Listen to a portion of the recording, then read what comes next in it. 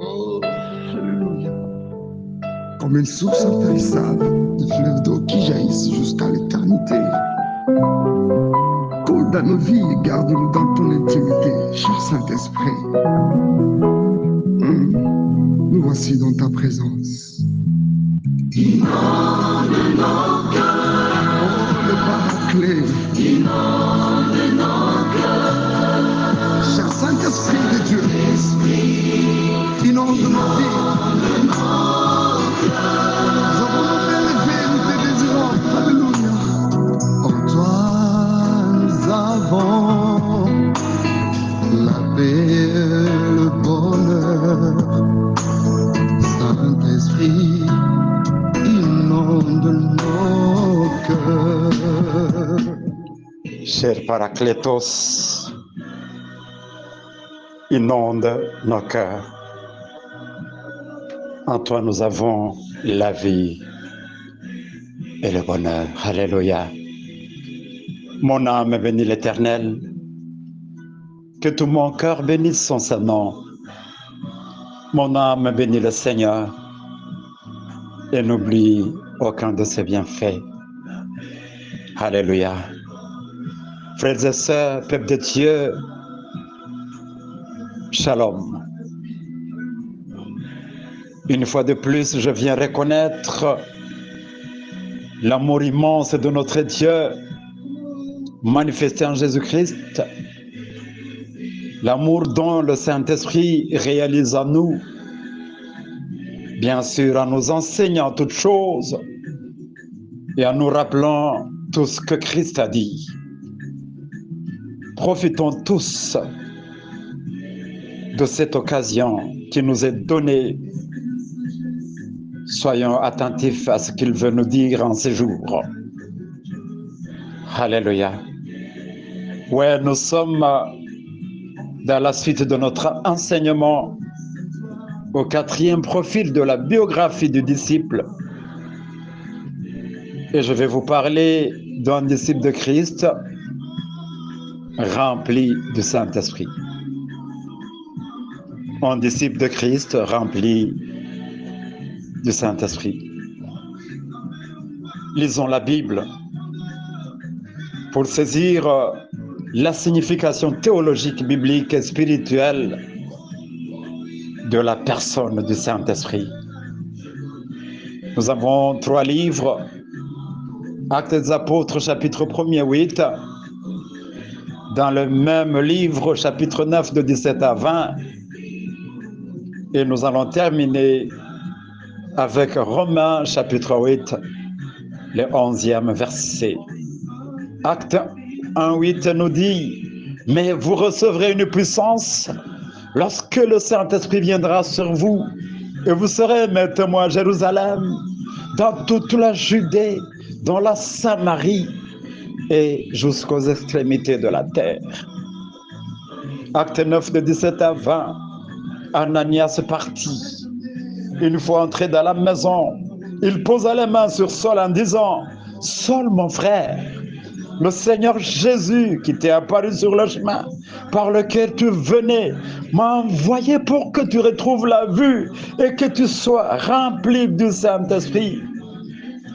Le Seigneur Jésus qui t'est apparu sur le chemin par lequel tu venais m'a envoyé pour que tu retrouves la vue et que tu sois rempli du Saint-Esprit. La Bible continue. Aussitôt il tomba comme des écailles de ses yeux et il retrouva la vue. Il se leva et fut baptisé. Après avoir pris de la nourriture, il retrouva des forces. Il resta quelques jours avec les disciples qui étaient à Damas et se mit aussitôt à proclamer dans les synagogues que Jésus est le Fils de Dieu. Alléluia. Romains 8, 11e verset. Et si le Fils de celui qui a ressuscité Jésus habite en vous, et si l'Esprit de celui qui a ressuscité Jésus habite en vous, celui qui a ressuscité Christ rendra aussi la vie à votre corps mortel par son Esprit qui habite en vous. Cette phrase commence par ainsi conditionnel. Et si l'esprit de celui qui a ressuscité Jésus habite en vous, celui qui a ressuscité Christ rendra aussi la vie à votre corps mortel par son esprit qui habite en vous. Parole du Seigneur. Mon cœur, mon aide, faible que je suis, je ne sais quoi demander. Frères et sœurs, en lisant ces trois textes, nous passons à l'enseignement que j'ai pu structurer en 4 petits points. Premièrement, je vais parler de quelques éléments à considérer sur le Saint-Esprit. Et 2, opération instantanée du Saint-Esprit dans la vie du disciple de Christ.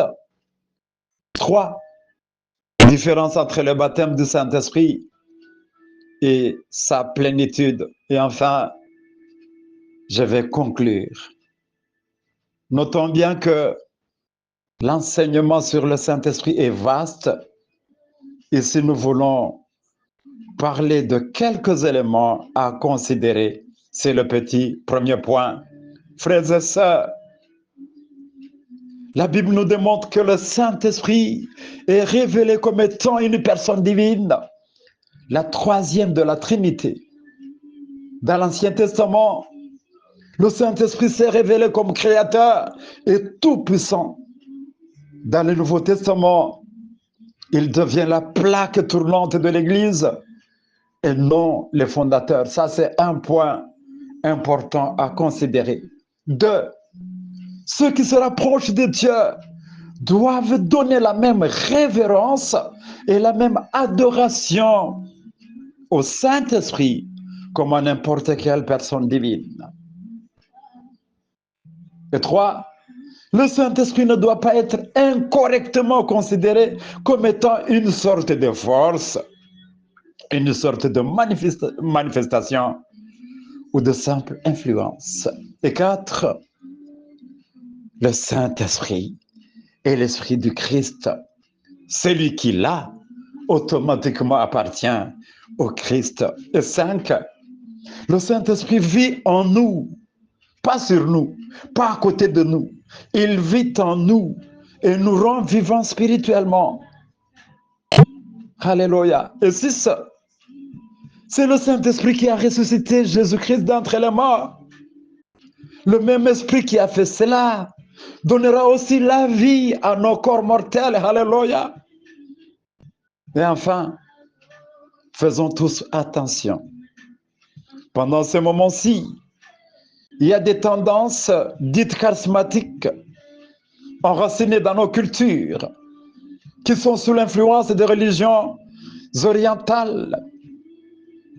Bien-aimés, il est important de reconnaître la personne et la déité du Saint-Esprit afin de pouvoir communier avec lui, de communiquer avec lui, afin de nous éviter de violer l'enseignement biblique sur lui et même de ne pas risquer d'interrompre notre communion avec lui. Passons au deuxième petit point.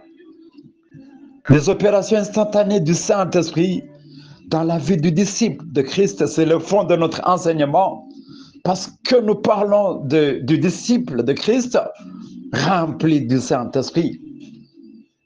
Eh bien, parce qu'un disciple a déjà remis sa vie en Christ, eh bien, il vit sous la plénitude et l'onction du Saint-Esprit. Le Saint-Esprit le rassure qu'en Christ, il a la vie éternelle. Le Saint-Esprit lui rend capable de servir Dieu. Il est loin de l'Esprit. Frères et sœurs, si dans l'Ancien Testament, l'onction se faisait sous la formule d'huile, dans le Nouveau Testament, le Saint-Esprit est lui-même présent. Il n'est plus question d'huile. Un élément important, le Saint-Esprit, par son onction, permet le disciple de vivre la plénitude de Dieu. Frères et sœurs, nous devons noter que sans le Saint-Esprit dans notre vie, pas de nouvelle naissance, pas de vie vivante avec Dieu, pas de vie morale exemplaire. Rien ne marche dans l'Église ni au sein du croyant. L'on est incapable d'évangéliser la bonne nouvelle de la mort et de la résurrection de notre Seigneur Jésus. L'on est incapable de témoigner même devant une seule personne. La puissance du Saint-Esprit donne aux disciples de Christ la force de travailler pour l'établissement du royaume de Dieu et pour témoigner de Jésus-Christ sans relâche. À l'exemple d'Ananias, le Saint-Esprit accompagne tout serviteur dans toutes ses activités. Qui pouvait croire que Ananias pouvait se mettre devant Saul de Tarse et imposer la main sur lui? C'était impossible. Mais parce qu'il était accompagné de la puissance du Saint-Esprit, la délivrance a été possible. Il en est de même de tout serviteur, de tout disciple. Si tu es accompagné du Saint-Esprit, eh bien, dans toutes les activités, ce n'est pas toi, mais c'est le Saint-Esprit qui agira au travers de vous. Alléluia. Par le pouvoir libérateur du Saint-Esprit, le disciple de Christ a la force de résister au désir de son corps et de connaître profondément le Christ. Passons au troisième point avant la conclusion.